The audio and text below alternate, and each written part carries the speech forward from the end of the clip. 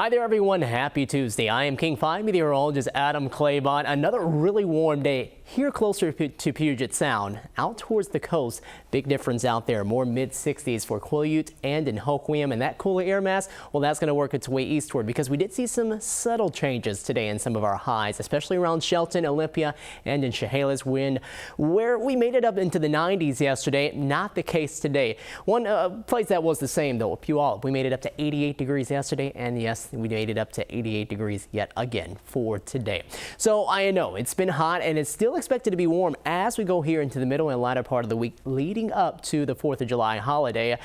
But I wanted to remind you that water is still going to be chilly. Puget Sound always stays chilly here throughout the year, but wanted to report to you that it's 57 degrees, so it's still chilly. Lake Washington and Sammamish, well, we do see temperatures now getting up closer to around the 70-degree mark. Kind of doable for some of us, but still can be a bit chilly for others, and those rivers are going to be on the cooler side, due in part because we still have snow melt that is happening. So upper 40s to upper 50s for some of those waters right now. Cold water shock, it is a thing, so make sure that you're being extra careful here, not only just for this evening or tomorrow, but as we get closer to the 4th of July weekend, when we do expect a lot of people to be out and enjoying themselves. We don't want you to have any other issues other than just probably just putting on the sunscreen, because you will need that here as we head on into the week. Temperatures in the 70s again tomorrow, but closer to the 80-degree mark, and then we really see the cooler air mass settle in for Thursday, Friday on the 4th of July, and then into the weekend we'll start to warm up a bit more next work week, returning to the 80s.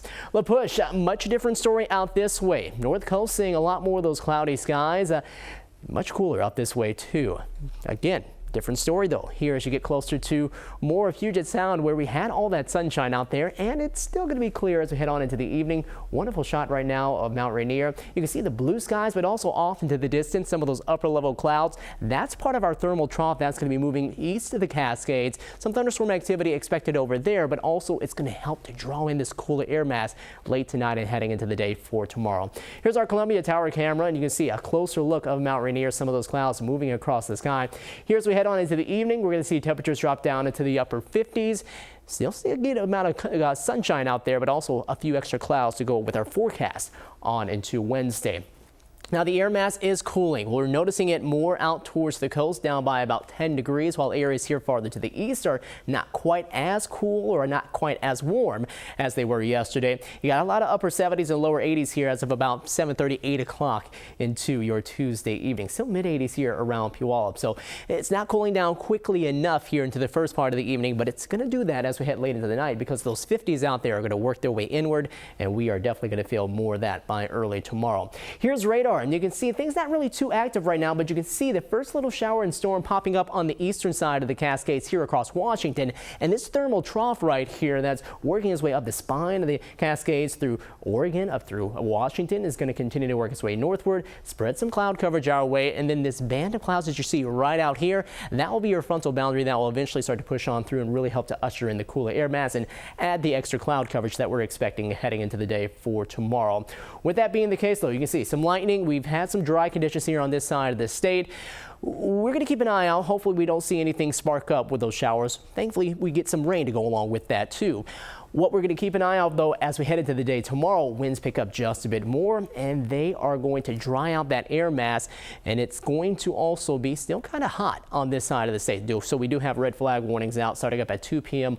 on tomorrow, lasting until 9 p.m. tomorrow evening. The orange shaded areas that you see, well, those are heat advisories that will end at 9 p.m. tonight. So the eastern side of the state should be doing a little better when it comes to that, but they will still have to worry about the higher fire danger as we head on into the day for Wednesday. For us over here, thankfully, we will get that wind off of the Pacific, and that is going to help to continue to bring up the humidity for us and provide us with more of a damp air mass. Now, Futurecast, as we head on into tomorrow, has some of those clouds arriving. We'll keep those around for a good chunk of the day. Here we are at 4 p.m. Some of those moving on through. Not completely blocking them out, where we could see maybe a bit more of that cloud coverage out here towards the coast, especially the south coast, as we go throughout the day. And then we'll head on into tomorrow night. You can see some convergence trying to happen, maybe a sprinkle or two here north of King County across Snohomish County, and that hangs around into the start of Thursday. That's 7 o'clock Thursday morning. We'll expect that to hang around for at least the first half of the the day as far as the cloud coverage is concerned. Then that starts to break down into the second half of the day, 3 to 4 o'clock here into the afternoon. And we'll see more of that clearing by the time we get ready to head into the 4th of July weekend. And by the time we head on, I think, into more Friday afternoon is when you really start to see things clear on out. But here we are right about 11 a.m. heading into Friday for your 4th of July, and things are still cloudy in some spots, but clear in others. Forecast over the next 3 days for us, definitely cooler. Highs in the mid to upper 80s the past 2 days.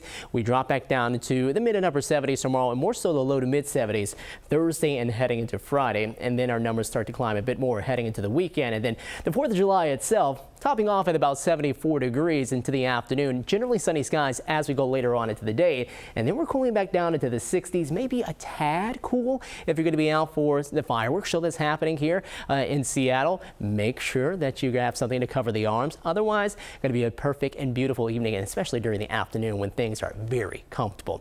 Lows tonight drop down between the low to mid 50s, 51 in Port Angeles. Check out a couple of 40s out there too, Port Angeles and in Quileute. And then highs tomorrow topping off right around 70 degrees in Orcas Island. We'll see areas here farther to the south, more so in the 60s over Camano and Whidbey Island, but expect here across interior spots to Homish County and King County that we're going to be back more so in the mid to upper 70s. We'll keep on cooling down into Thursday and Friday, and then our numbers start to climb up again heading on into Saturday and Sunday, still fairly comfortable, and then just a tinge warm as we head on into next Monday and Tuesday.